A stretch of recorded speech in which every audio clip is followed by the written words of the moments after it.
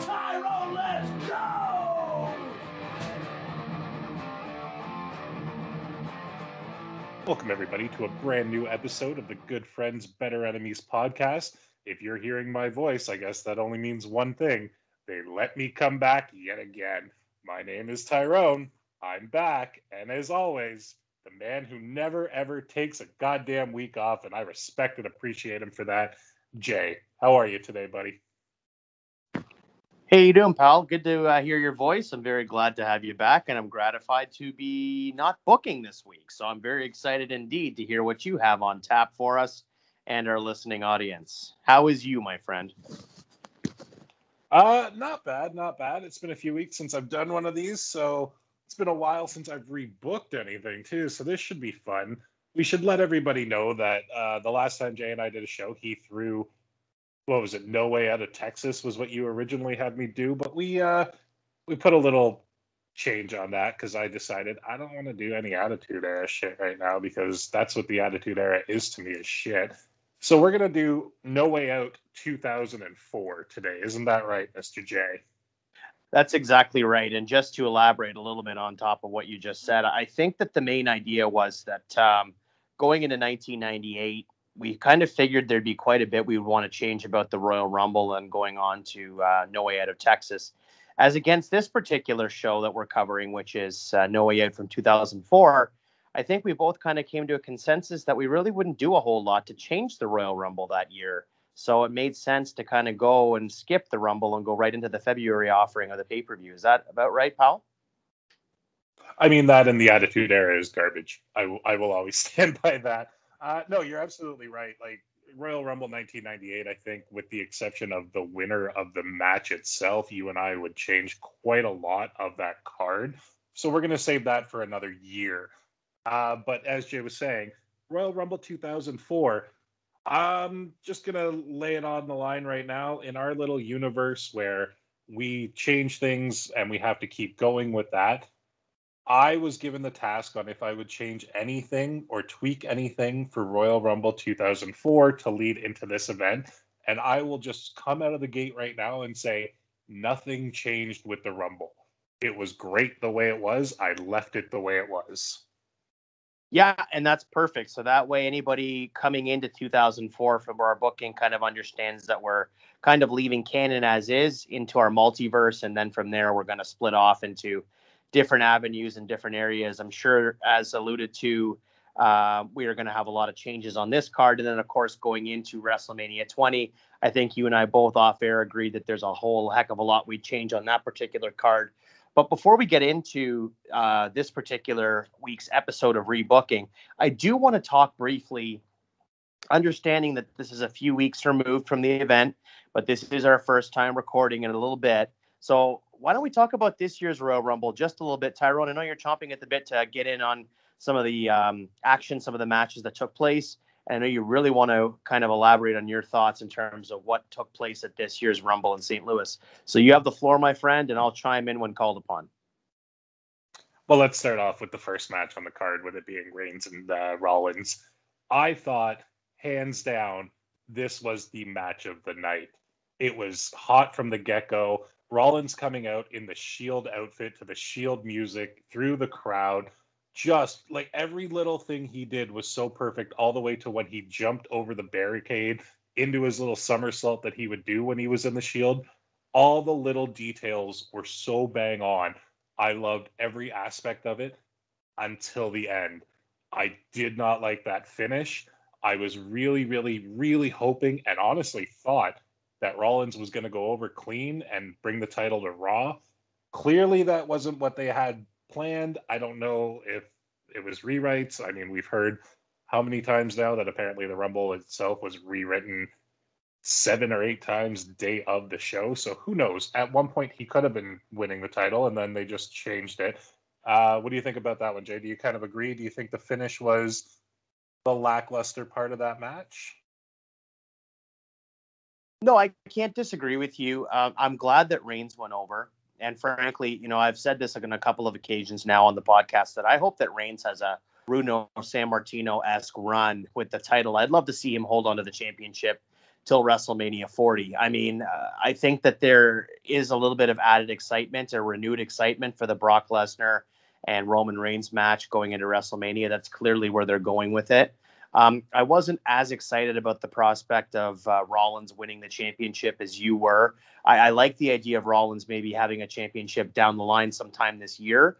But I think for the purposes of this year's WrestleMania, if we are going to get the Lesnar and Reigns match, I'm really excited about the idea of a Bobby Lashley maybe going up against someone like a reheated Drew McIntyre, someone like a Big E. I'd really love to see Big E stay in the championship picture.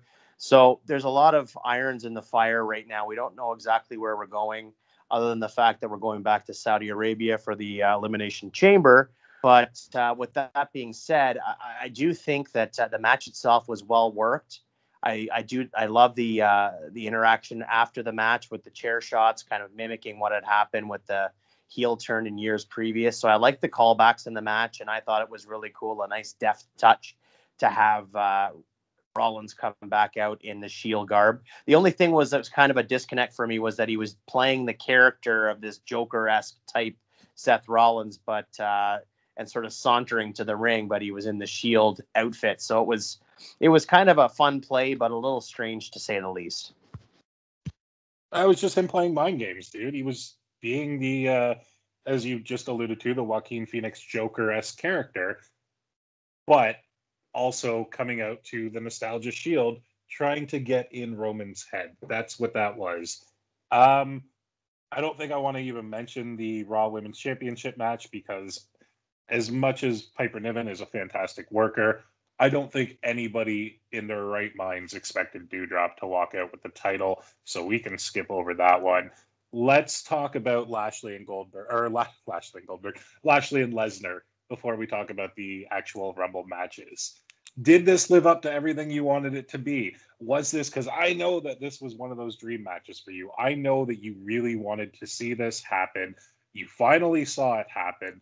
Were you happy with it? Because I'm not going to lie, this was not for me. It was fine for what it was. Didn't like the screw job finish again. No clean finish, not making Lashley look like a dominant champion, looking like he is somebody who, yeah, he pinned Brock, but he didn't beat Brock in Brock's eyes and in a lot of people's eyes. I thought this match kind of sucked. What says you? I can't disagree. I think in my mind, a couple of things. The first one being when we saw the Heyman heel turn a few weeks ago, or rather the excommunication of Heyman from the faction, the bloodline. I think the writing was on the wall that there was going to be some sort of a swerve to cost Brock Lesnar in a big way. I always assumed that this was some sort of a ruse to kind of get the upper hand on Lesnar. I didn't ever buy the fact that Lesnar and Heyman were back together. I do applaud them for holding on to it for long enough that there was some maybe shock or dismay in the audience when it happened. The big thing for me was I think that this match, it has never been one that's been kind of a bucket list match for me. But I did like the prospect of it. And it's so rare that we get two guys at the stages of the career that both Lesnar and Lashley are at, that we have, no interaction between the two of them. So it is exciting to get a fresh matchup. And I actually rather like the finish of the match. But I just think that if you are going to have this be the finish, then why even bother having these two guys in the match? I mean, you could have put that title on anybody on Raw and then had them carry it all the way to WrestleMania. I just don't understand why they wasted a first ever Lesnar-Lashley match with this kind of finish. If you're going to do this match, do it on a big time stage, do it at SummerSlam, even do it at WrestleMania if you want, but have a clean finish. The fact that we had this screw finish for the first time they ever touched in a WWE ring or a wrestling ring, period, I think is just a huge wasted opportunity and a big letdown, frankly. I think it should have been the blood money match. I think they should have had it in Saudi Arabia. Then everybody would be pleased. Fans would get to see it. The Saudis would get a huge draw there that we all know how they are with their matches. They want them stacked. They want the card stacked. They want to bring back people onto the matches that aren't even alive anymore. They tried to get Yokozuna for the world's greatest Royal Rumble. So, I mean, I feel like we can call Lashley and Lesnar the should have been blood money match. Yeah, I mean, for me, I don't know if I necessarily would have liked to have seen it in Saudi. I mean, I think it's a little strange, frankly, that they're doing a regularly scheduled pay-per-view in Saudi. Like, the Elimination Chamber is in Saudi. I mean, I guess we're a couple of years away from having WrestleMania in Saudi. Well, but you got to see it from their perspective. Like, they signed how many years with them? How much money are they making from this? And the only reason I said putting that on that card would have been good is you said it should have been on a much larger stage. Right now, I hate to admit it, but the Saudi shows are kind of the equivalent of a WrestleMania house show to a degree. Nothing big really ever happens. Like, yeah, we had The Fiend win the Universal title at one. I think we've seen some tag team championship changes. We had Shane O'Mac, who we will come back to, I promise you that, win the Best in the World trophy there. But for the most part, nothing really happens at these shows that is of any real momentum changer for any way, shape, or form. So it is almost like a WrestleMania house show, which makes sense as to why not put it on there. If it is a great match, we'll put it on WrestleMania. We'll put it on SummerSlam. We'll see it down the line. I look at the Saudi shows as, let's try something new. What the fuck do we have to lose? Yeah, I understand that. And I guess to your point as well, I think when the Saudi shows first started, if you look at the construct of the company, we still had a fair amount of legends and part-timers that were still active. You had Cena on the first one. You had Triple H on the first one. You had The Undertaker on a couple of them. You had Goldberg. You even had DX versus the Brothers of Destruction on one of them. So I think maybe at this point, the well is running a little bit dry with these legends and established superstars that they're bringing back. So maybe now the idea is, if we can't bring back the legends and Hall of Famers, why don't we bring, some new concept to the Saudi? Why don't we bring the Elimination Chamber to Saudi? We already brought Hell in a Cell. Maybe the next thing is they're going to do a Money in the Bank there, or a TLC or something. But maybe that's how they're shifting their drawing of the actual event is, if we can't load it up with Hall of Fame talent, let's have the concept of the event be the draw this time. That maybe is where they're going with it. Now, I mean, by the time that this episode airs, I believe the Elimination Chamber will have already happened. But spoiler alert, kids, it's a little bit earlier than that. You know how we roll. We don't do these things week of. We try to bank a few. We try to have fun. We have lives. We have jobs. So once it happens, you will hear Jay and I discuss it in a future episode. But let's talk about the Rumble matches, Jay. Let's start with the women's. I thought it was a beautiful clusterfuck at times, if that makes sense. There looked like there was some spots that were blown. There looked like there was some confusion. But I did love Sasha Banks drawing number one, because we all know if there's anybody that's going to run the entire 1 to 30 and potentially win it in the women's division, Sasha Banks is the workhorse. Now, having Melina come out as number two was an interesting surprise. I don't know how, she looked fine. She was fine, I think, is the best way to put it. I watched the Rumble with my wife, and my wife, not knowing who she is, looked at me and went, "Who's the definition of the not normal mom, but the fun mom?" Which popped me. What did you think about seeing Melina back? Do you think that Sasha should have gone longer in the match? Do you think it was weird that they had her thrown out so early in it? Were you in the same boat I was, where once Melina was eliminated, I keep saying Melina, once she was eliminated and Sasha was alone in the ring, were you sitting there thinking, okay, we're getting Bayley coming back, and seeing what's happening there? Did that thought not even cross your mind? What did you think of that part of the Women's Rumble, Jay? Well, I think at that point I was sort of I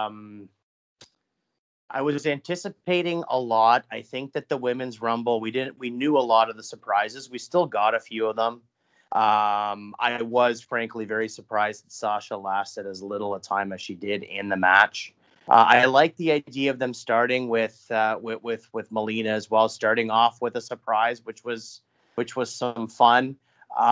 It did occur to me, I was hoping that Bayley would win the whole match and go over and go on to WrestleMania, but obviously that didn't happen.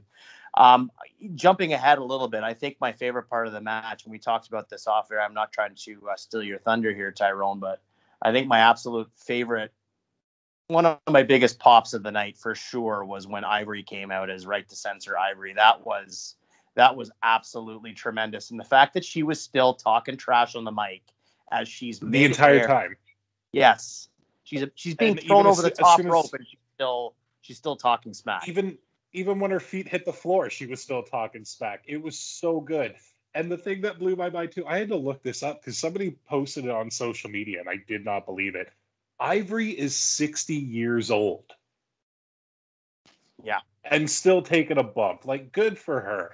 But when that Right to Censor music went off, like, part of me just cringed, but also I got so excited because I knew what was coming. Okay, so let's talk about that for a second. When it comes to the surprises for both the men's and the women's rumbles, I'm not going to lie, Ivory was the best one for both of them for me because Ronda, okay, cool. We kind of knew she was going to come back. I'm not going to lie, I'm very impressed with this woman. Had a child, 4 or 5 months ago, and is already back in a ring. That is mind-boggling to me. I don't know what we're going to see with her. Are we going to see her versus Becky, her versus Charlotte? I personally want to see her versus Becky, but that means that we're probably going to get her versus Charlotte because Vince McMahon just sees dollar signs and gushes completely when he hears the two names of those women in the same sentence. I don't like it. I don't like it at all. I really didn't like that Ronda won the Rumble. I hate when a part-timer wins these big things. I have said that many a time. I don't want to see it happen ever again. When Batista did it, bullshit. Ronda Rousey right now, bullshit. I don't even like part-timers coming back at this time of the year. I know you do. You enjoy seeing them at Mania. I don't. I want to see this Rumble with only current superstars. I want to see this WrestleMania with only current superstars. I was a little pissed off and blown away that we didn't have any NXT representation in either of the Rumble matches. I'll let you talk about bringing the legends back because I know you love it. Thoughts on Rousey winning? Thoughts on no NXT in either Rumble? Go. The floor is yours. NXT isn't what it used to be in my mind, so it doesn't really bother me all that much that there's nobody from NXT in either match.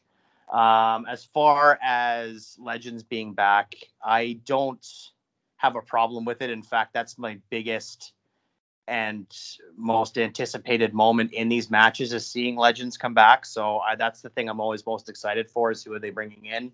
I do agree with you. They don't need to win. I don't need Rousey to win the Rumble. She could have very easily come back, set up an angle in the match, and then gone on to get eliminated, or come back the next night, or come back in a couple of weeks, what have you.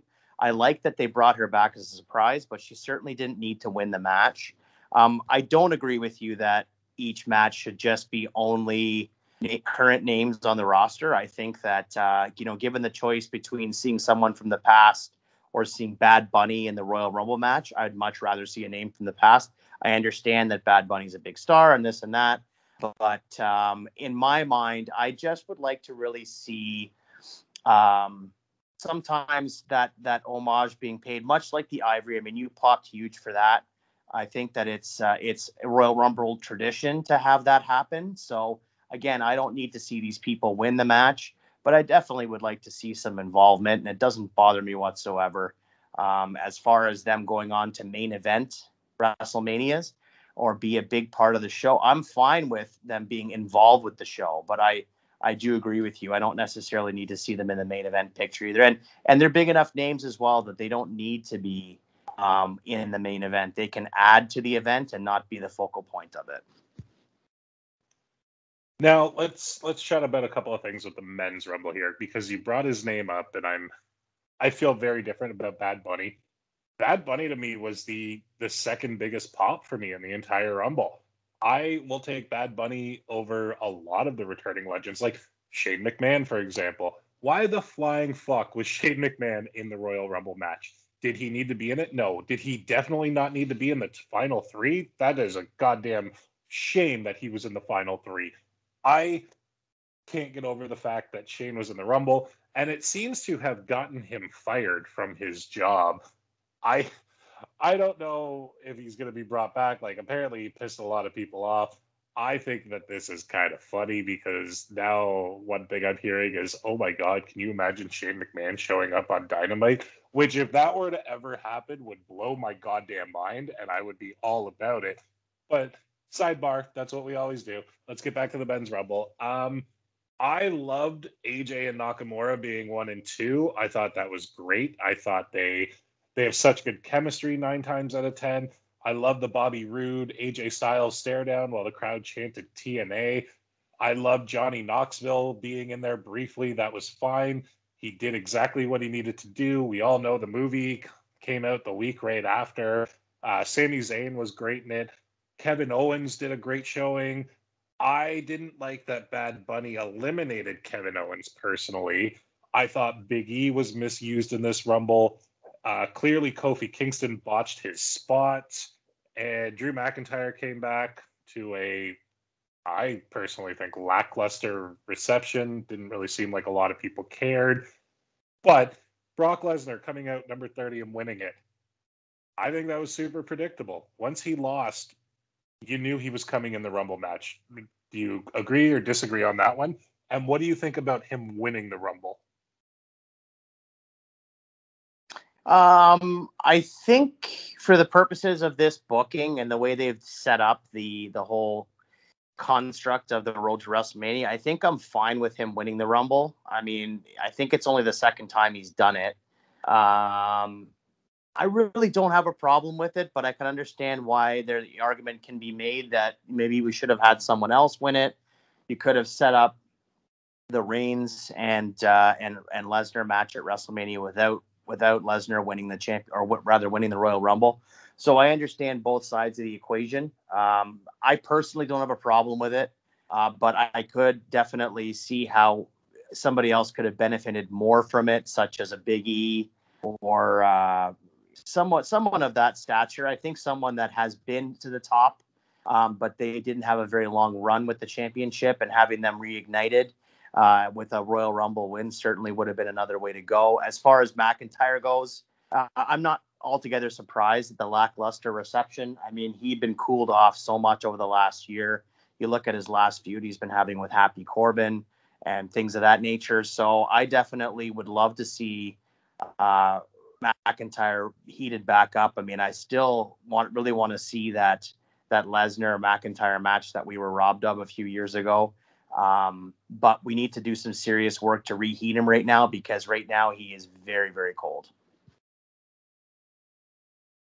And let's talk Shane O'Mac, bud. What are your thoughts on that whole situation? Him being in the Rumble, apparently it getting him fired, pissing off everybody backstage. Because for those of you who may not be aware, which I don't know how you're not, Shane McMahon was released by the WWE, and it is being reported that he was, I believe, the lead writer on the Men's Rumble and one of the lead agents. And the fact that he put himself in it really pissed a lot of people off. And then I started thinking, I'm like, well, who wouldn't have been in it? And then you start realizing that Finn Balor wasn't even in the Rumble. So yeah, I can understand a lot of these guys' anger with somebody like a Shane McMahon for taking that spot. Yeah, I understand it to an extent, but at the same time, nobody makes decisions in that company that go past Vince McMahon. So ultimately, Vince is the one that approves all these things. So I think that if anybody should be taking the heat for this, it's Vince. Obviously, he's not going to. He always deflects to other people. So the fact that he's letting his son take the heat for this, I mean, sure, I'm sure that there was legitimate reasons as to why Shane booked the match the way he did. He's never struck me as someone that is constantly trying to put himself over other stars. In fact, if you look at his record at WrestleMania, he's always putting over other people. So I think the thing for him is that there was probably a method to his madness. I can't see him being someone who is self-serving in that degree. In fact, I think we've all heard over the years that he's the most approachable, amenable of all the McMahons. So I think that he's kind of caught in a bad situation here. He's taken the heat for something that ultimately wasn't his decision. It was approved by Vince. Vince should be the one that steps up and says, this is my decision. If you don't like it, talk to me about it. But clearly he's perfectly content to let his son take the heat. And I don't think we've seen the last of him. But if he's gone for several years again, then we may have seen the last of him in the ring. I don't really know. There's no chance in my mind he goes to AEW. If that happened, I mean, hell would freeze over. Of course, we've seen stranger things happen in wrestling. But as far as I'm concerned, I think he'll be back at some point. I just don't know in what capacity. And I think that right now, there's not enough information for us to all know exactly what went down. But I do know that the buck stops with Vince. And so I think it's unfair to unload all of this heat and all of this blame on Shane. I think that is very, very well said on your behalf. And I agree. I feel like there is no chance in hell that Shane McMahon walks out on Dynamite.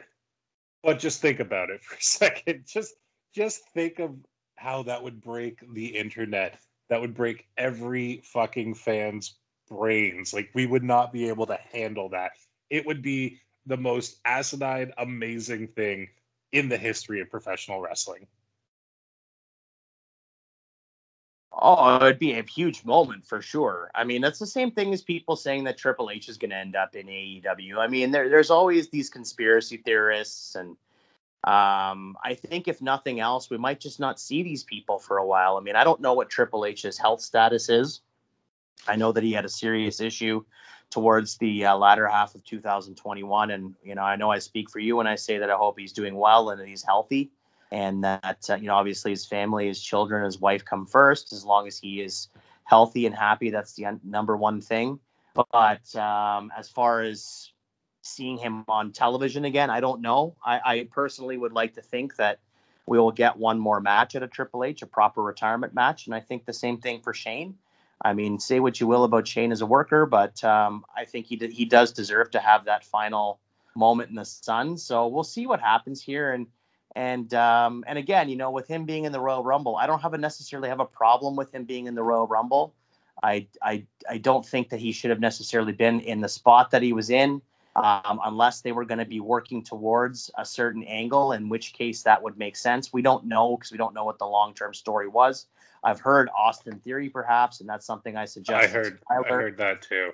Yeah, I suggested that to Tyler not too long ago. I said, why don't you book WrestleMania that way? Have, Shane McMahon get pissed off that Austin Theory has all this father-like attention from Vince, and they get into a feud over it. That would have been a kind of a cool storyline, I think, and a good way to get Austin Theory over.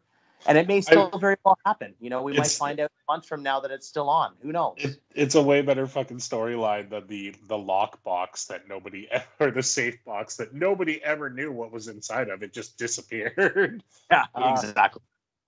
Before we get into the rebooking here, one thing you just said that I think would actually be pretty cool is you said that you hope we get a Triple H proper retirement and a Shane proper retirement. How about them going one-on-one in their final match? I've always thought that that's a match that's been left on the table. I mean, I've always thought that it's a built-in story. There's 20 plus years of history there. I think it would be an exceptional story if told properly. You could involve the rest of the family as well. And I think it would be a great way to kind of put a pin in that entire saga, the McMahon, Helmsley, the McMahon family saga, by having, winner take all go on, and then you can kind of have both guys right off in the sunset. I don't think it would be a bad match, and I do think it would be an exceptional story if told properly. Yeah, me too. I think that would be incredible. And I'm not a big Hunter fan, but fuck yeah, I want to watch that.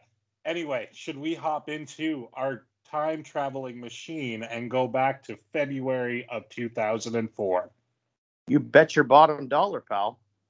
Well, Jay, why don't you tell everybody where this took place, what was going on,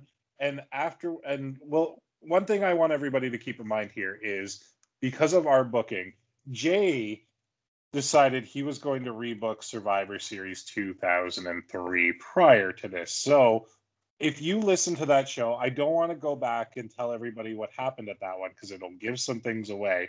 But if you listen to that show, which like a good fan and a good friend that you probably did, then you know exactly what's going to happen here today, kids. There shouldn't really be a surprise. The way Jay left that one, we know where we're going here, bud. We know where we're going. So why don't you give us the rundown, homie?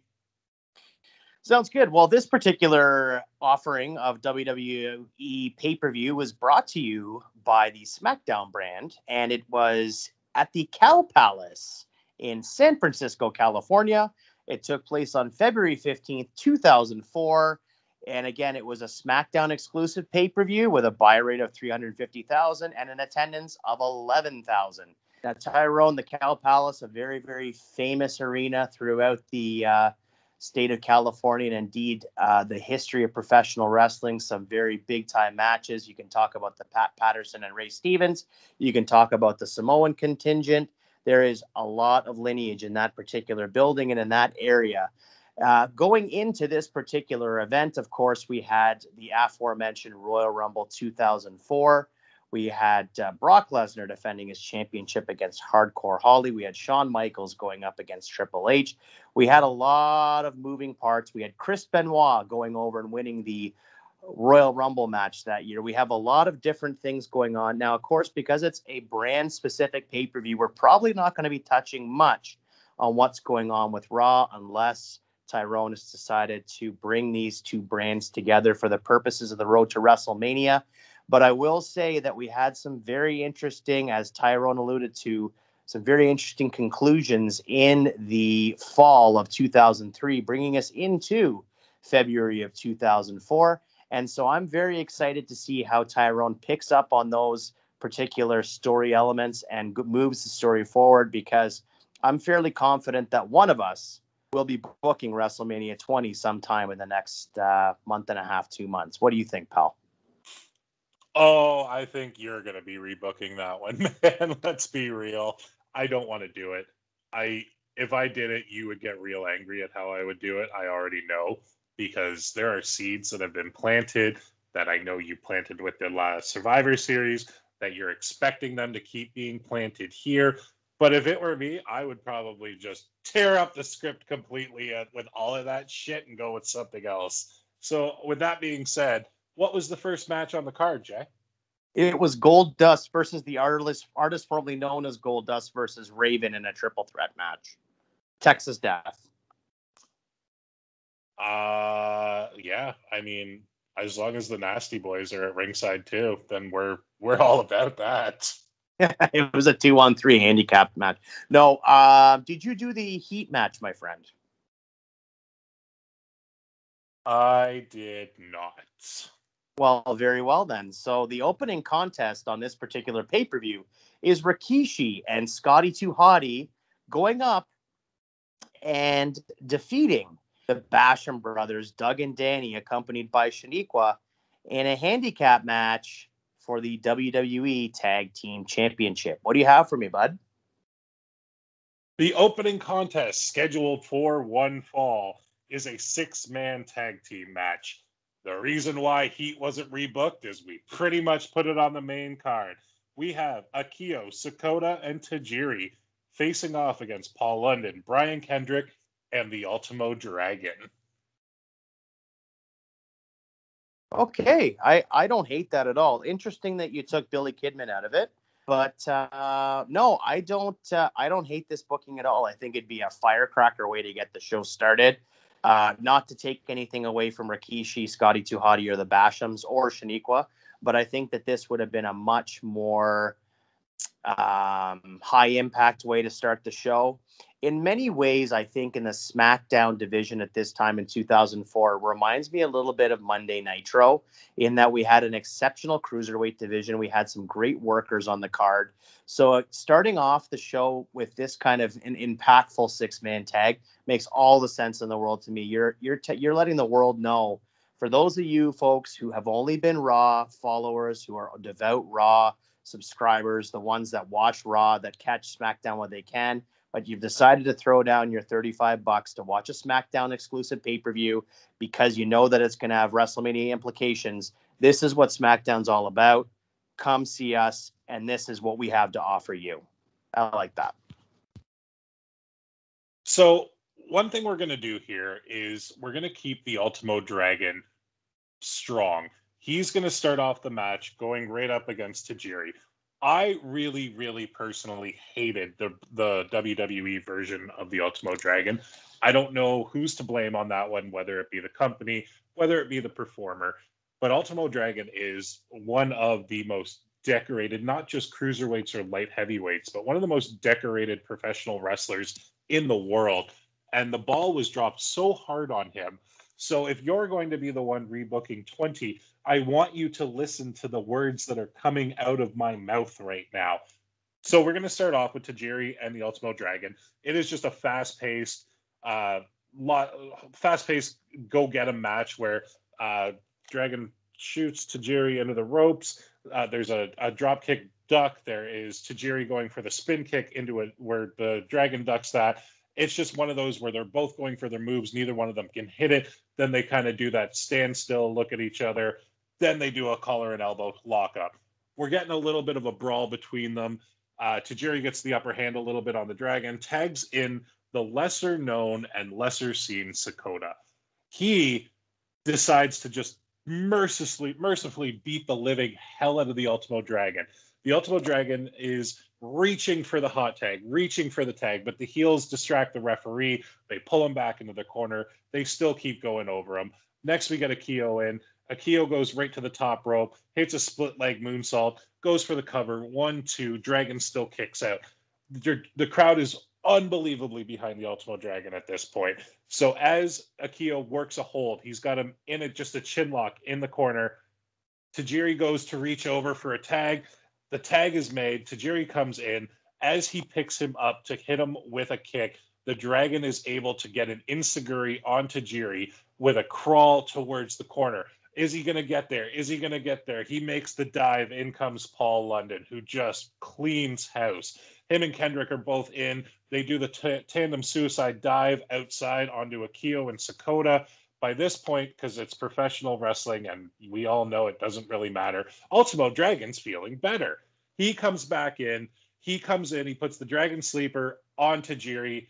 Winner by submission, Ultimo Dragon, Paul London, Brian Kendrick. I really appreciate the detail you went into there, pal. It sounds like a barn burner of a match. I like the finish.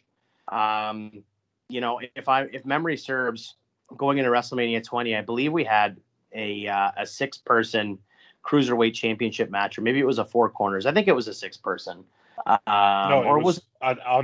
On the Mania card. It was the Cruiserweight Open where there was like fucking 10 or 12 of them. That's right. My apologies. Yes. So I think I like the idea of you using this match to help keep Ultimo Dragon strong. You're going to springboard him, no pun intended, into a real prime spot when it comes to the Cruiserweight Championship. Of course, we have some real heavy hitters on the card that are going to be vying for the Cruiserweight Championship, presumably later on tonight. So I think that keeping these guys strong, and I really like the idea of Paul London and Brian Kendrick as well, because I think that we could put them in a primetime spot in a tag team match going on as we cruise towards WrestleMania as well. So I think this makes a lot of sense, and you're really not going to hurt Tajiri, Akio, or Sakota too much either. I mean, you can keep them as heels, and they're going to be a faction to reckon with down the road on SmackDown, I think. Yeah, I really think that the three of them were an underrated 6-man or 3-man group because Sakota didn't get enough time within the company. Akio got repackaged as Jimmy Wang Yang. Tajiri is Tajiri. Like, all three of them are fantastic workers, and I think they could have done a lot more with this group, but it is what it is. So what was the next match on the original card there, Jay? Next match on the card is Jamie Noble, easy for me to say, defeating Nydia in a singles match by submission. Now, this, I hope, has changed because in our world, I would have loved to have seen Jamie Noble and Nydia continue on with their partnership at this point. Next match on the card scheduled for one fall is for the WWE Tag Team Championship. And we have Scotty 2 Hotty and Rikishi defending their tag team championship against Charlie Haas and Shelton Benjamin, the world's greatest tag team. Oh, I like this pairing. I think that this is a great matchup. You're going to have both Charlie Haas and Shelton Benjamin work circles around Rikishi, who obviously could move. But I can imagine right now the story of the match. They're going to cut the ring off in half. They're going to capitalize. They're going to take apart Scotty 2 Hotty till we get the hot tag. I don't want to move too far ahead, but I can visualize in my head where you'd go with this. And I love the idea of having Shelton Benjamin and Charlie Haas challenge for the tag titles here. Okay, so you're not completely wrong at all. The match essentially is the story of cutting the ring in half, isolating Scotty 2 Hotty while Rikishi is just over in the corner, yearning to get in, wanting to help his partner. It is quick tag after quick tag with Haas and Benjamin. Anytime that one of them will go over and kind of taunt Rikishi while Scotty's in the corner, the other one's using the tag rope and choking him out. Classic heel nonsense. Finally, it gets to the point, though, where Scotty 2 Hotty is so beaten down, Rikishi can't take it anymore and just full-on enters the ring, bombards them. The referee is trying to get him out. As that is happening, the referee is getting Rikishi back on the apron. Then Benjamin hits him from behind, and we get the classic WrestleMania 6 finish here, but kind of opposite, where it's not the heel, or it's the heels, not the faces. Benjamin dropkicks Rikishi into the ropes. He gets tied into the ropes, and as that's happening and Benjamin is holding him there, Scotty 2 Hotty taps out to the House of Pain, or House of Pain, and your new tag team champions going into WrestleMania, Shelton Benjamin and Charlie Haas. Yeah, I think that makes all the sense, honestly. I mean, you're booking this card, making a lot of sense going into Mania, how you want to have certain elements at play. I will say I don't hate the idea of the actual match in canon, which was Charlie Haas and Shelton Benjamin going up against the APA. Weird time right now for Bradshaw and Farouk, right before we saw the JBL character emerge. But I digress. I think that this is the right way to go into WrestleMania, the world's greatest tag team. Again, going back to a comment that you made before about the threesome of Akio Sakota and Tajiri, I think that the world's greatest tag team was a very underrated tag team. Could have had a much longer run if only they were maybe accompanied by some sort of a mouthpiece. If there was one, fly in the ointment, I would say that that's what it would be for those guys. But, the action in the ring spoke for itself. I think that this match would have been really good. And I love the finish, the throwback finish there. Yeah, good stuff here, man. Well, the next match on the card, I'm sorry to hurt your feelings here, Jay, but it is Jamie Noble going one-on-one with Nydia. And I have the match staying the exact same because I thought this storyline was so fucking good. I get why you wanted to keep them together, but just the chicken shit bullshit of Jamie Noble with the blindfold on and having to cheat to beat his girlfriend. And I mean, who's to say that it doesn't bring them back together? Who's to say that maybe you know what? I'm not going to go where I'm going to go with this because it's going to potentially get me in a lot of trouble. But who's to say that they don't end up together and it could be Nydia pulling some strings to get back at Noble and fucks him over down the line. But I thought this match had to stay on the card because, number one, it is so ridiculous. Number two, Jamie Noble finally is getting a bit of a shine here where it's not him in like a cruiserweight title match. He's actually got a bit of a storyline going on. Number three, let Nydia work. Nydia wasn't known for her wrestling skills at this point, even though she won Tough Enough. Let her actually work a match. So, yeah, that's my reasoning for keeping it on. Yeah, and I'm fine with it. I mean, you leaving it on, as I said, I think I would have preferred to see them stay together as a unit, but I think as well they had been together for a fair amount of time now. I think they started off in the spring of 2002. So by this point, we're almost 2 years into it. It kind of makes sense that we're going to see them split off and have this storyline.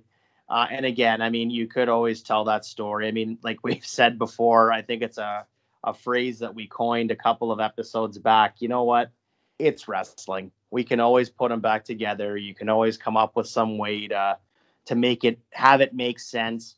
SmackDown was kind of a funny anomaly at this time in 2004 because in terms of, work rate, you had some of the best workers in the company and indeed in the industry going on at this time. But you also had that juxtaposed with some really, really strange angles. I mean, if we go back in canon to October 2003, of course, we had Vince versus Stephanie in a match, so again, you look at the constructs of the SmackDown roster and you go from having this incredible wealth of talent to then having that kind of a storyline. It's just sort of a strange dichotomy of different fingers in the pie in terms of the booking and the creative at this point on SmackDown. What do you think? I think that's just wrestling, but but no, I completely get what you're saying. Like, you look at the fact that you have so many workhorses in the Eddie Guerreros, in the Hosses, the Benjamins, the Bashams, Chavo, Ray. Like, there are so many freaking. Kurt Angle is on the roster. Tajiri, who we talked about, London, Kendrick, Ultimo Dragon, the list, Bradshaw, Farouk. Like, it's fucking ridiculous how stacked this roster was. But yeah, we decide to go man versus woman, half blindfolded, just because we can, I guess. Like, at least we weren't getting Vince McMahon beating up a one-legged man, which we definitely saw a few months prior to this. Like, it wasn't just SmackDown was very weird at this point. It was also Monday Night Raw. Keep in mind that in 2003, one of the storylines on Raw was Scott Steiner and Test for Stacy Keibler's managerial services, and then it became for the whoever would be each other's bitch. So this was just a weird time in general. I wouldn't say it's just SmackDown. No, not just SmackDown exclusive like this pay-per-view. It's a company-wide mandate. But it is interesting to go back because, we're kind of like really far along now, about a good year along into the ruthless aggression era. And there are still a lot of attitude era-esque overtones in the booking. I mean, in fact, I would say that there at times in this era was more risque angles than there were during the Attitude Era. With some exception, obviously, they're a case by case basis, but you're definitely going to see some really strange stuff going into even 2005. So, long story short, I think it makes sense to keep this angle on the show, and it's going to be interesting to see where we come out of this. Are they going to be back together by WrestleMania with our booking? Are they going to be on opposite ends? Who knows? Well, you talk about how it even stays weird in 2005 and kind of Attitude Era-esque. One of my favorite storylines ever is not one of yours, but it is Rey Mysterio and Eddie Guerrero in the ladder match for the custody of Dominic. It's a goddamn ladder match for a child. It's the fucking prize in this. So, yeah, it does not get better. No, yeah, you're right. That I think you and I do not align on that particular match. I think it's one of the stupidest angles in the history of wrestling. But I guess we're gonna have a chance to play it out because that WWE 2K22 video game is all about Rey Mysterio and its showcase. It'll be interesting to see if there's going to be a 12-year-old Dominic in a ladder match stipulation going through Rey's career. I know that Mysterio's in the game, both of them, both Dominic and Rey. It'll be interesting to see if we have a frosted tipped 12-year-old Dominic in the game as well. I mean, if you put 12-year-old Dominic in there, you kind of have to put 10-year-old Nicholas in there and have him defend his tag team title finally. Wasn't Nicholas future endeavored? Oh, probably. Who knows? He probably just got detention and couldn't make it one day. His tag team partner was, so I figured he probably got the axe at some point too. Anyhow, ladies and gentlemen, if you have nothing further with that particular match, Tyrone, shall we go on to the next? Why not, bud? Why not? Well, how the mighty have fallen. We have the previous month's challenger for the WWE Championship, Hardcore Holly, going up against and defeating Rhino in a singles match. I mean, I guess at least it's good that he beat Rhino and didn't lose to Rhino, considering where he was on the card last month. But next up, we have Rhino coming out first, pacing back and forth like an animal in the ring, awaiting his opponent, only to hear one of my favorite wrestling themes of all time, and that is, "Oh, Lord, somebody call my mama." And doesn't Ernest the Cat Miller come out doing his whole dancing, jiving, juking, wonderful gimmick that he does with his, oh my God, I hate the fact that I can't remember what his ring announcer / butler's name was. I want to say it was like Demont or Lamont or something along those lines. But our next match is Ernest the Cat Miller versus Rhino. You got rid of Hardcore Holly? Oh, man. Okay, well, walk me through it. I'd like to hear this. So this match is exactly what it needs to be. It is the Cat dancing around in the ring while Rhino's getting pissed off.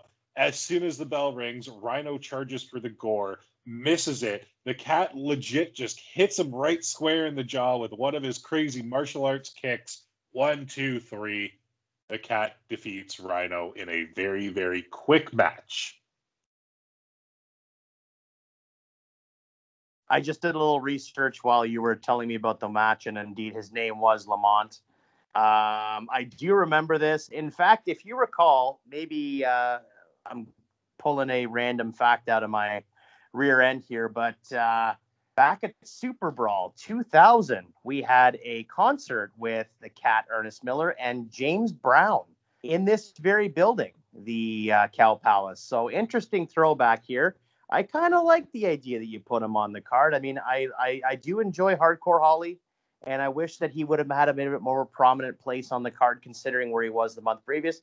You're not finished booking yet, so I don't know where he's going to land. But the idea that you have Ernest Miller here, I feel like he should have been given a little bit more exposure on the WWE roster, especially at this time. You know, if you're going to sign him, give him a shot. He was fairly over, and he was exactly the type of performer and the type of gimmick that Vince was attracted to. So I'm quite actually surprised that he didn't have more of a prominent place on the card. So yeah, you know what? For the purposes of getting him on, why not?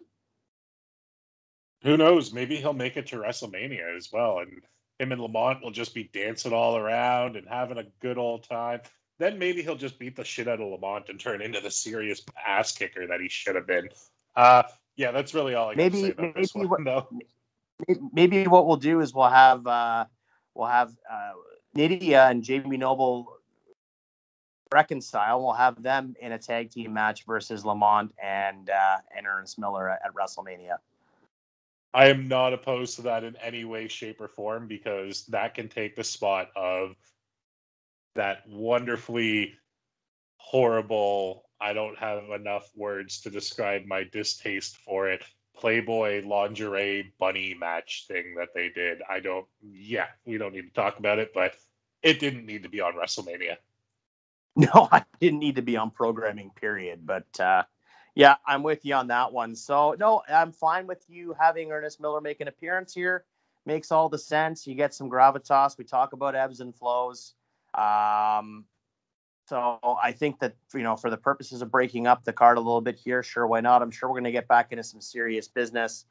The next match on the card is Chavo Guerrero with Chavo Classic. And I have to say, I really enjoy that handle, Chavo Classic, defeating Rey Mysterio with Jorge Paez going up for the WWE Cruiserweight Championship. What do you have for me, pal? This match is staying. It's Chavo and Rey. I can't change it. I have such a You know what? I don't think we've talked enough about how much love I have for Chavo Guerrero. I think he is so fantastic, so amazing. And thank God they eventually put him with Eddie for Los Guerreros. Oh no, this was after Los Guerreros, wasn't it? But the Los Guerreros thing really helped put Chavo on the map because Eddie was already such an established wrestler with the company. Chavo really hadn't gotten there yet. So he would become the established person there. Then he would go on to have multiple dominating cruiserweight title reigns with his father, which I thought, again, yes, love the Chavo Classic gimmick. And then he even became an ECW champion. Like Chavo Guerrero, one of the unsung heroes of the Ruthless Aggression era, 100%. No, I can't argue with that. I think that by the time we got to Chavo here in 2004, I think this was maybe arguably his best year. Either 2003 or 2004 with WWE, I think was his best year. Sure, he had the Cruiserweight Championship down the road, but then we did have that interruption in service with Owen White. I did feel like he was a bit lost in the shuffle, post the tragic passing of Eddie. He was kind of there as a device to help further along the story, but really wasn't doing a lot in ring wise. I did love that he was at one point using, and I believe in this match as well, using Eddie Guerrero's old WCW entrance music, which I just thought was a wonderful touch. I absolutely love that theme song. So for the purposes of this particular card and going into WrestleMania again, the top of the card, we were talking about Ultimo Dragon, keeping him strong. I love the idea that you have this match staying. I mean, you want to elevate the cruiserweights. There's no better match to do it. And I'm sorry, I might have missed. Did you say that the finish stays the same, or did we have Rey Mysterio go over here? No, Chavo's going over 100%. Okay, cool. Yeah, love that. Yeah, I mean, there's nothing tonight that you're really booking that I would really change much. The only thing I might change is I might have put the cruiserweight match between Noble and the Ernest Miller match just to break up the kind of gimmicky matches a little bit. But other than that, I mean, I'm fine with this card so far. It's going really well. No, that totally makes sense with the placement. I get that. All right, well, there's only 2 matches left on the card that I have, and I believe there's only 2 left on the regular card. So I think it's pretty obvious to see that we're really not changing up much here.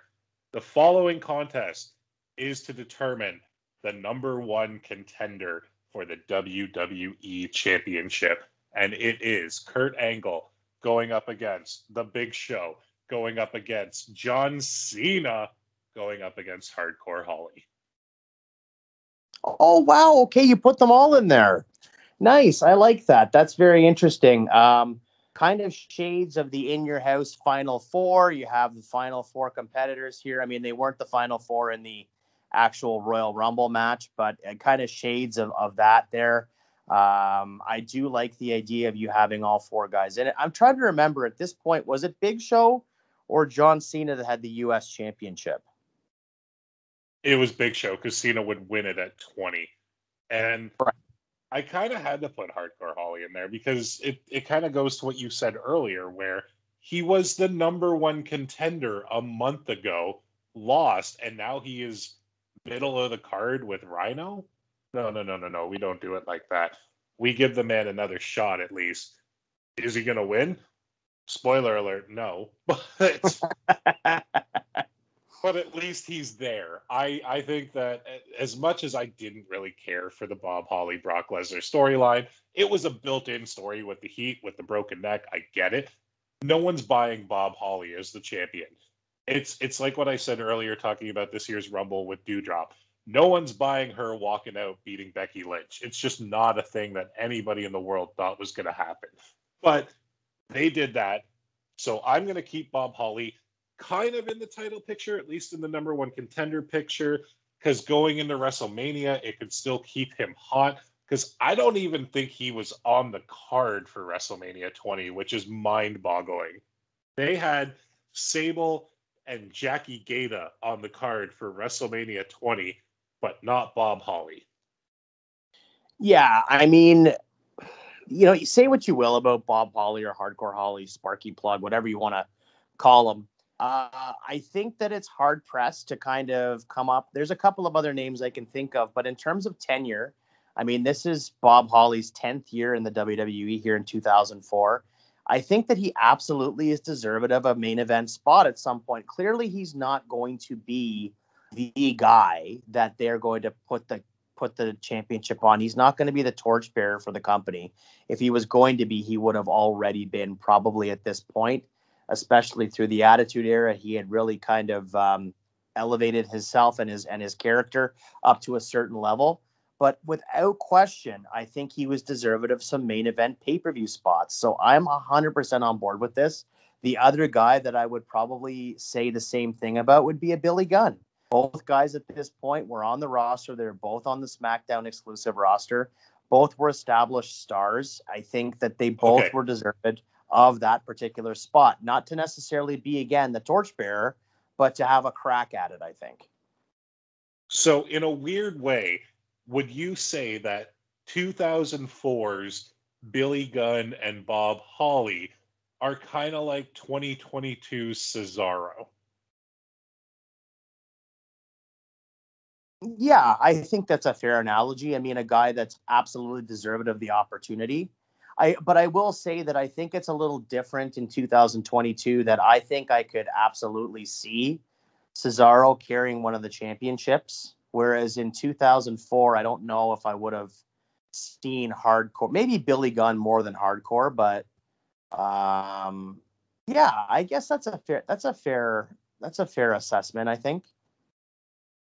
Well, I'm not going to lie, dude. If it weren't the fact that we would be taking away from one of the greatest WrestleMania matches ever with Eddie and Angle, there's a chance that I would have put Bob Holly over here just so that he would have his WrestleMania moment. But I didn't. Kurt Angle wins still. That way and then you have the seeds being planted during the match for John Cena and the Big Show, because they were in the middle of a feud and they're only going to go further with it. I don't know what you're going to do with Bob Holly in this, because Bob Holly does take the pit. He is the one that Kurt Angle hits with the Olympic Slam, 1, 2, 3. That's how the match ends, as Cena and the Big Show are just brawling in the aisle because they have just turned their anger against each other. Titles not even in their eyes anymore. It's just hatred for one another. So where do you put Bob Holly in the WrestleMania picture? I don't know. Do you put him in the U.S. title picture? You could, but it doesn't make sense. Do you have him find a partner and put him in the tag title picture? Probably not. Do you have him just completely get out of the title and kind of become the Jinder Mahal, where you're not forgotten, but you're not really as important? You're still getting some feuds, but they're just not as big as they were. I don't know. What do you do with Bob Holly after this, Jay? I don't know. I kind of feel like it depends how you book the finer points of this match that we're talking about right now. I mean, yes, you have Angle go over on Holly, but what's the story in the match? Did something happen during the course of the match that would kind of facilitate putting Bob Holly in the in the United States Championship match? I could absolutely see a way to book that into a triple threat.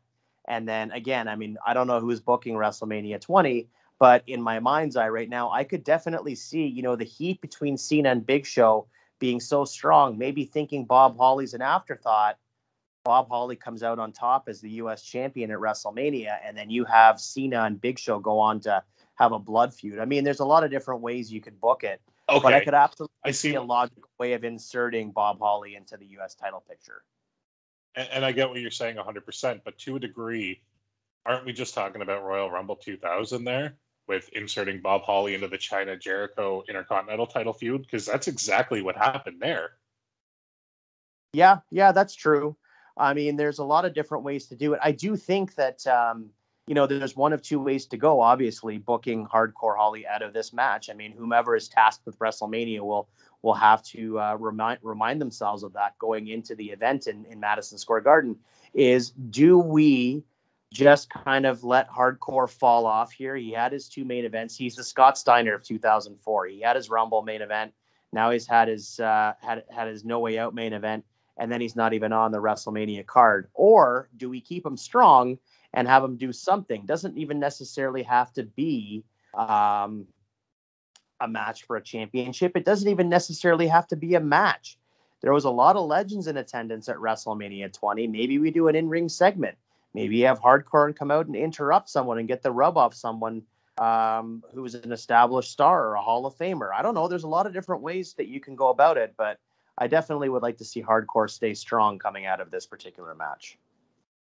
I agree. I don't want him going the way he did of 2004, where I think it was like the Great American Bash. He was going up against fucking Mordecai.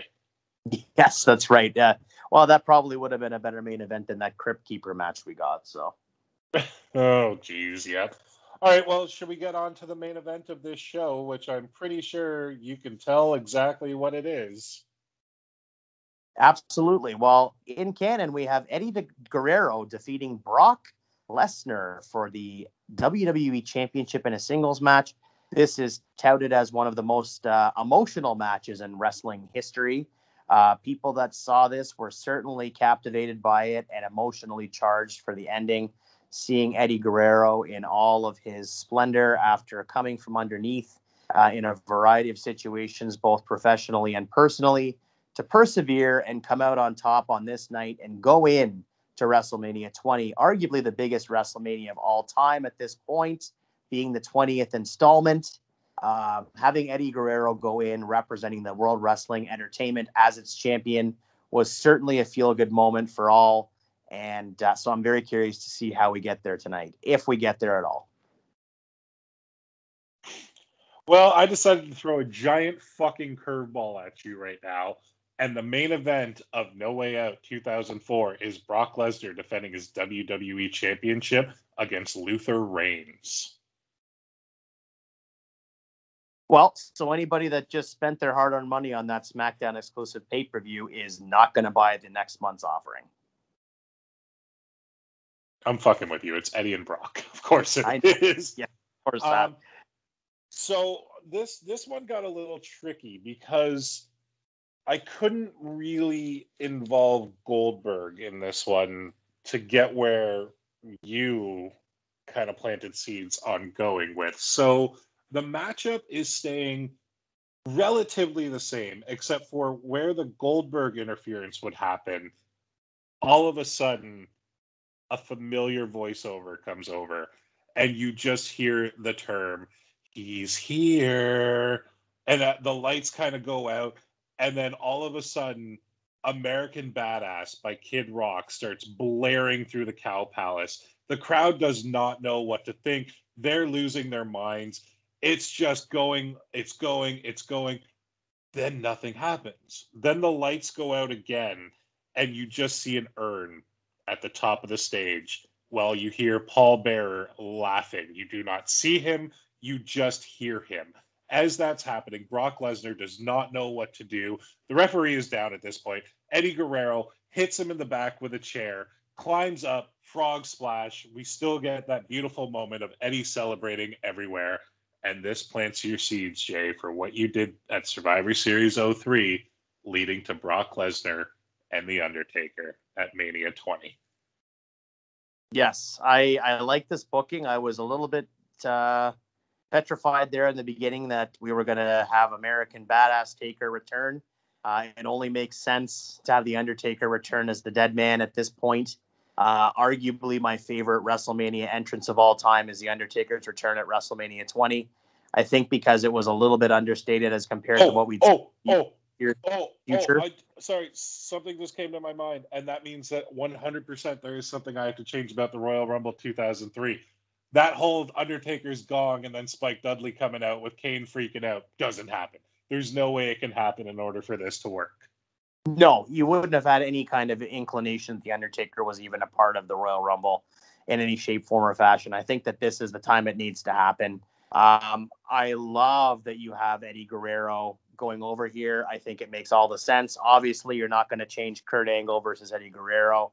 I mean, the finish of that match alone is one of my favorites in the history of my fandom. Can you imagine if I did Luther Reigns versus Hardcore Holly at Mania for the title? I think that they would have canceled SmackDown. I think that would have been the end of it. People can bitch all they want about a Jinder Mahal reign. That would have been the worst fucking thing to ever happen to the title. I actually was not opposed to seeing at that Survivor Series Jinder Mahal versus Brock Lesnar. I would have been fine with it. I mean, we got AJ.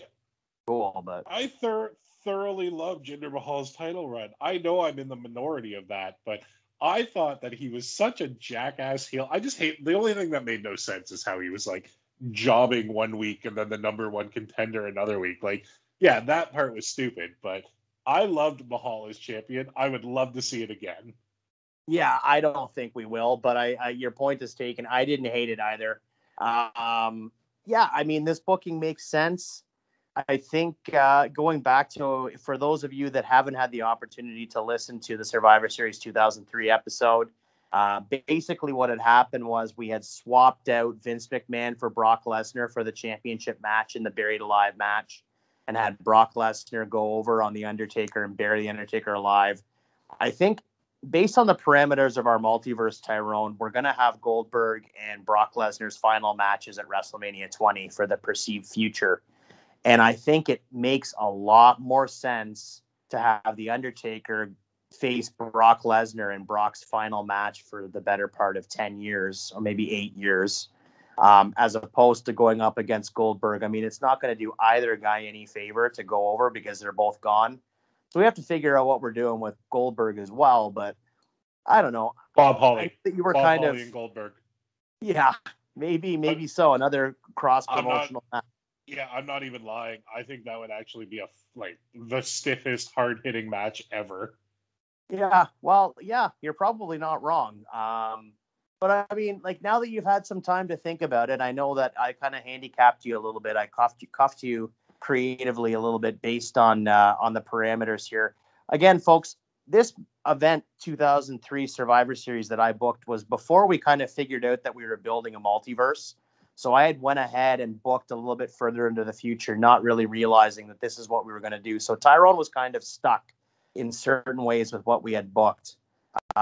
So, I mean, now that you've had a chance to kind of digest it, do you feel like it's a good way to go, or would you have changed it completely now that you've divulged your booking? I would have changed it. Well, what do you mean? Change the Undertaker aspect or change Eddie Brock? Like, would you have had Brock go up against someone else at WrestleMania, or do you kind of like the idea of those two guys facing each other and adding another chapter to the story of Brock Taker that would just kind of, in my mind, enrich what happens years later at WrestleMania 30 and all the rest? Okay, so here's why I don't like the fact that it would enrich 30. Only because nobody would have known that Brock Lesnar was coming back at that point. So, yeah, there is a built-in story there. I get it. But no, I personally do not like this for 20. I think that it is better than Undertaker versus Kane because that is just something we had seen so many goddamn times. But when you realize the fact that Taker and Lesnar were in a Hell in a Cell 5 months prior to this, like, it's not a fresh feud. I don't like it at all. I don't necessarily know who I would have put Brock up against at Mania, but I don't like the Brock and Undertaker match. Maybe I know that this is blasphemous because Eddie's title reign was great and his victory was great, but maybe you don't have him lose the title to Eddie at No Way Out. Maybe you have him lose the title to Eddie at WrestleMania to make it a bit of a bigger moment even, and then it's not him defending the title against Kurt Angle, it's him winning the title against Brock Lesnar. Brock is doing the honors for Eddie as he's leaving the company. I don't know. To me, that kind of makes sense. Yeah, I think in terms of the Undertaker thing, I think I don't mean to correct you, but I'm fairly certain that the Hell in the Cell match happened the year previous in 2002. And then we saw Yeah. the You're biker right. You're chain right. match was the month previous at Yeah, at No the Mercy or No Mercy Unforgiven or 2003. Yeah. yeah, you're So right. I mean that's a lot of stuff that we haven't touched upon yet that we could certainly change as well in the future. So I think that's another thing is that we when we first started this out, we weren't really kind of seeing the big picture of, okay, we're going to book like Survivor Series 2003. Like now we have to go back and book No Way Out 2003. So there's a lot of moving parts, but we're Yeah. working on it, Yeah, folks, and I think we should have just started with like the Royal Rumble '89 and just gone in chronological order. It would have made our lives so much goddamn easier. yeah, it certainly would have. But you know what? We're piecing it together week by week here, folks, and we hope you're enjoying what we're offering you.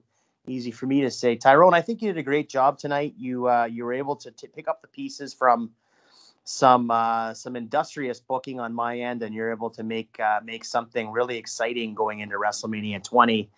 Yeah, So now we just got to figure out what we do with Bob Holly, Ernest Miller, and Ultimo Dragon with WrestleMania, and then we'll be okay. I'd say a best 2 out of 3 falls triple threat Texas death match. But where are the Nasty Boys? Oh, they would be there. They would be there. They would. You know what? Let's put the Nasty Boys up against the APA at WrestleMania 20. Oh, I have a fun idea. Okay, that's great. I love that. But I have a fun idea. Not that I would necessarily change it, or a few of them. I mean, definitely going forward, there will be a few. But when we rebook Manias, can we also put the Hall of Fame in with that and who we would put in for each year? Sure. Why not? I don't see any reason why we couldn't. Just because 04 was where they really brought it back and actually made it a big deal, would you have put other people in 04 that you thought maybe deserved to go in first type thing? Do you know what I mean? I think that the first probably when they brought it back in 04, I think that the first 4 or 5 classes they did were way too overloaded with stars. I think they should have spread it out a bit, because by the time we got, further along, that they seem to be now doubling up on headliners because they, in their minds, certain people don't have the cachet that others do. Like we have Flair's in twice. We have, the NWO in. We have Hogan in twice. We have Hogan, Booker Hall, Nash, Booker T, Bret Hart. I get it. They're all in twice, but that doesn't bug me as much as these stupid legacy awards that, once you go into the legacy wing, you're no longer going into the actual Hall of Fame, because that's fucking stupid. So you're shoehorning people like Luna Vachon and Lord Alfred Hayes in there, which bothers me. But no, I'm with you on that. So why don't we do that? We don't have to do it every year. Why don't we each pick one Mania this year? We're going to be booking a few of them. And why don't we take a look at the Hall of Fame class? Or we could even do a fantasy Hall of Fame booking for ourselves just for this year. We can figure it out. We'll come up with something off here, but it's a good idea. I like that a lot. Yeah, every now and then, depends on how many cups of coffee I've had, I have a couple of good ideas, man. You sure do. You have a couple of cups of good ideas. I like it. And But on that pun, would you like to know what the hell you're doing next week? Yes, please. Why don't you just why don't you give me a refill on my bottomless cup of no, I don't even know what to say. Just tell me what I'm doing. Yeah. Well, we've been a little Fed heavy lately, so I think it's time to turn it back to Turnerland. So I'm going to give you WCW Super Brawl 9, which took place February the 21st, 1999, the Oakland Arena, Oakland, California, headlined by Hollywood Hulk Hogan and Ric Flair for the WCW title. But I like it. But there are a couple of matches on here that I really want to see what you do, because your favorite, Perry Saturn's on there, going up against Chris Jericho. We got Booker T and Disco Inferno. We got Kidman and Chavo. We have the West Texas Rednecks going up against Chris Benoit and Dean Malenko. The Outsiders taking on Conan and Rey Mysterio. Scott Steiner, the DDP, for the World Television Championship, one of the most underrated television championships. Scott Hall and Roddy Piper, which is fucking incredible that was a match in 90. What did I say? 98 or 99? 99. 99. But the one that I am most interested with what you are going to do, Jay, Goldberg and Bam Bam Bigelow. Yes, I do have my work cut out for me. I don't believe that we've touched on any 99, or no, we touched on the latter part of WCW 1999, I believe, with Fall Brawl and Halloween Havoc, and indeed Mayhem earlier, or rather the latter part of 2021. So it's going to be interesting to see where I start the year of 2000, or listen to me, start the year of 1999 off of, especially coming off. It's not too far removed from the finger poke of doom here. So going to be interesting to see where we go with this. I'm looking much forward to going back to the world of Turner and seeing exactly where the rubber meets the road in terms of the NWO, the WCW, the saga with all your favorites of Turnerland. So looking forward to that next week. Tyrone, you did a great job this week. It's a pleasure to have you back.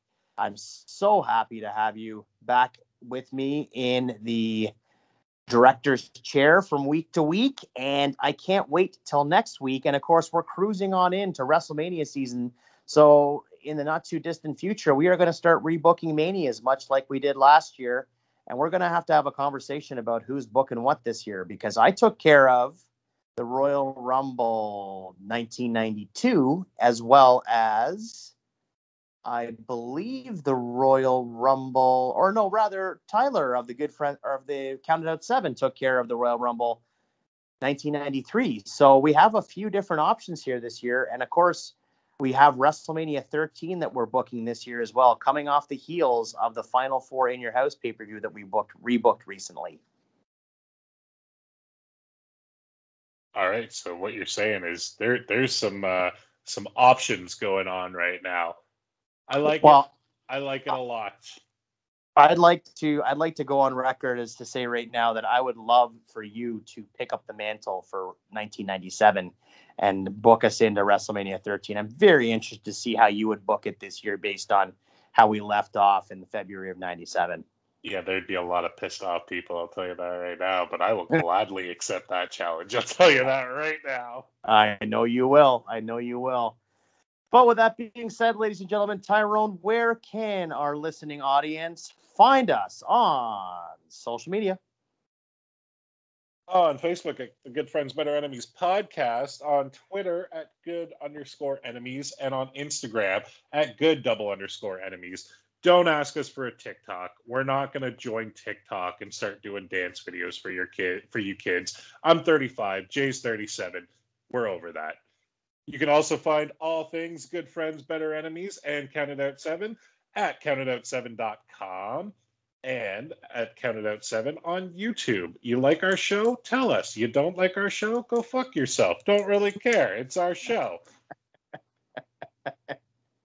That is very true. And don't actually do that. You can just tell us, in creative, colorful metaphors, whether or not you like us or not. If you don't like us, that's fine. We'll try harder to piss you off. My name is Jay. This is Tyrone. He has booked this week's offering of the SmackDown exclusive No Way Out 2004 pay-per-view. Did you like it? Did you not like it? Drop us a line. Until next week, where we come back to you and go back to Turnerland with Super Brawl 9 from 1999. For myself, for Tyrone, for Hardcore Holly, for Decaf Coffee Bottomless Refills, for Sloppy Joes, and delicious Powder Puff Donuts. I don't know where I'm going with this. Clearly, I haven't had dinner. Ladies and gentlemen, the Good Friends, Better Enemies podcast thanks you very much. Bye. I made them extra sloppy for you.